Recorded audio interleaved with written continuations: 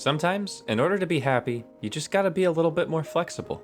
Well, howdy hey everyone, I'm Hipyo Tech, and I just ate a little bit too many nachos. In this video, I'm gonna be taking my Idobao Id80 Crystal and swapping out the brass plate for something a little bit more exciting. So you might be asking, Hipyo, why are you doing this? What is your purpose? Great question. I don't really know my purpose, but I'm gonna be swapping it out for a Pom Plate because I wanted it to sound a little bit less sharp and feel a little bit more flexible. But did it work? Good question. Maybe stick around. Also, massive disclaimer and preference warning.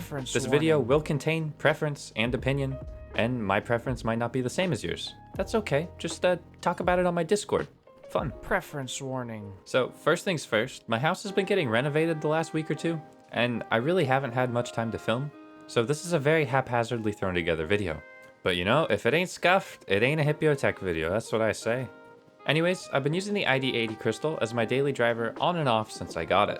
And one thing I definitely noticed is I'm not the biggest fan of the sharp sounds that come from a brass plate. Also, I feel like when using linears, the really harsh bottom out is just not the most fun. So I reached out to Idobao and they gave me the file for the Id80 plate, and I sent it over to Smkeyboards and he custom cut me a Pom Plate. Now I've only really tried acrylic, brass, steel, and aluminum plates. So I still have a little bit more room to go, and if you want to see any fun materials, let me know in the comments down below. Tweet. Oh, what's that, little birdie? Tweet. Huh? Oh, I'm gonna be reviewing a board with a carbon fiber plate soon? Tweet. Oh, they need to get subscribed for that? Okay. The birdie said it, not me. I built this board out with Gateron Milky Yellows and then a weird smorgasbord of other switches. In order to swap out the plate on this board, I have to take out all of the switches, undo the case, pull it out, and do some unscrewing. So it's a bit of a process, but at least I don't have to desolder anything.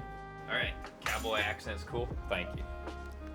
So I mentioned earlier that the brass led to a high-pitched sound and a little bit of a stiffer typing experience. Now, I'm not Mr. Metal or anything, but Google showed me that this is because metal tends to resonate more, and this means that the sound is sharper and the bottom out is harsher.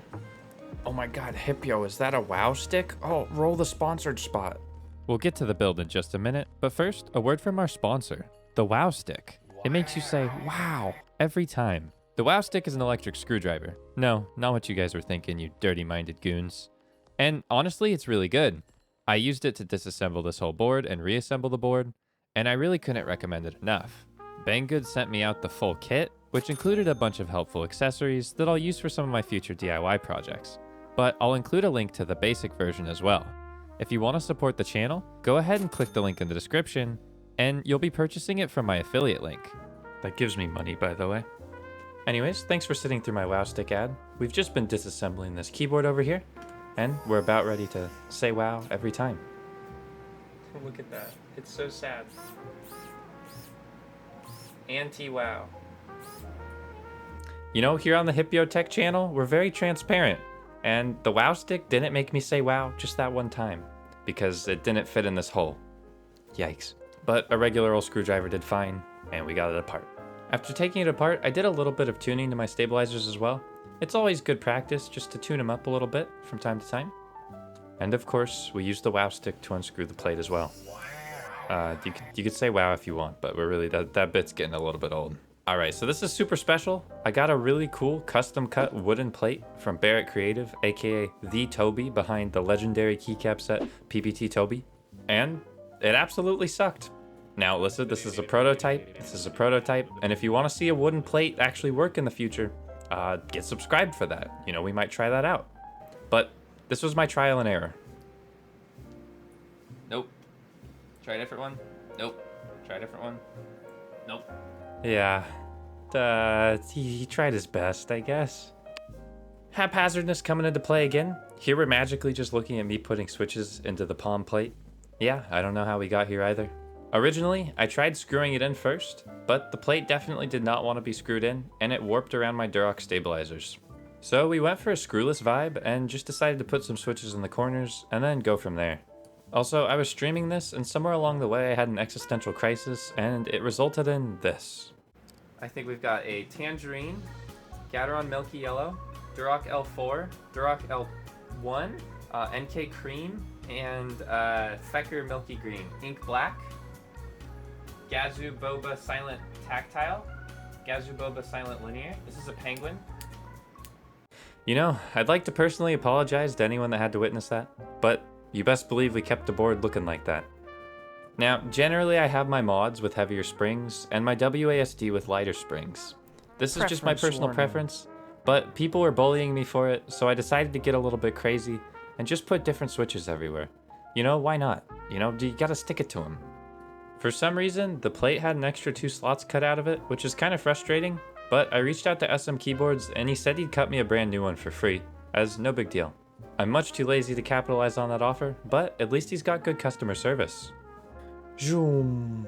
Magic spell's been casted and the keycaps are on. These are Infinity Cafe and one of my favorite keycap sets.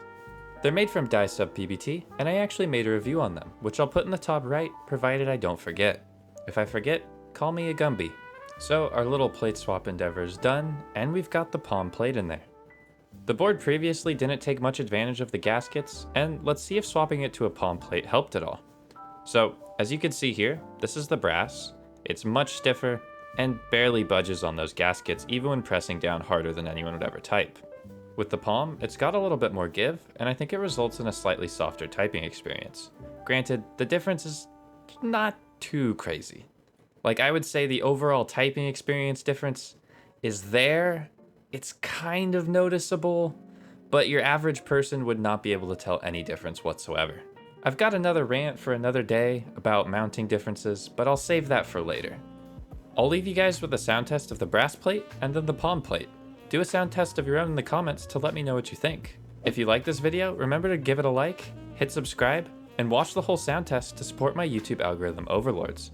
Otherwise, Susan doesn't let me eat, and I really gotta keep on that rocket. If you really like this video and want to support the channel, please consider hitting that join button down below. You get access to a bunch of really cool exclusive perks, and if you join the Hipyo's Chosen tier, you get a special thank you. Thanks to Not Sus, Zach, Platty Platt, Cody J, and Aquarius. Bye.